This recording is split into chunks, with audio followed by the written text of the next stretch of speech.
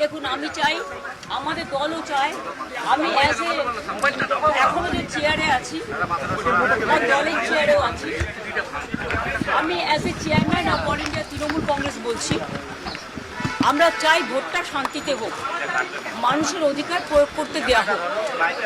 কিন্তু বিশেষ করে কতগুলো অবজারভার নিয়ে আসা হয়েছে বিভিন্ন জায়গা থেকে এবং অনেক পুলিশ অফিসার নিয়ে আসা হয়েছে যারা বাংলাকে বোঝে না।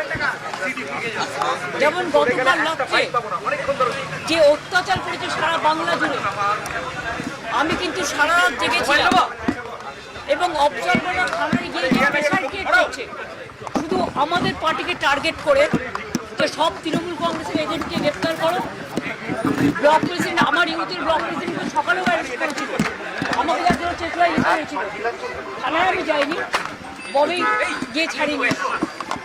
এইভাবে বাবাই বাড়িতে কালকে রাত্রিবেলা, বাবাই এটা 17 নম্বর ওয়ার্ডের কাউন্সিলর, এত পপুলার ছেলে এই এলাকায়, তার বাড়িতে গিয়ে রাত্রি 2টোর সময় CRPF force without state police, without local police, they attack his house. এবং ওর বউ একা বাড়িতে ছিল বাচ্চাকে নিয়ে। ওর বউ যখন বলেছে বাবাই বাড়িতে নেই, সত্যিই ছিল না, পার্টির কাজে অন্য জায়গায় ছিল, তখন ওদের বাড়িতে লাঠি চাঠি মেরে ওর ফোন কেড়ে নিয়ে বলেছে যেন বাবাই যেন কোনো কাজ না করে।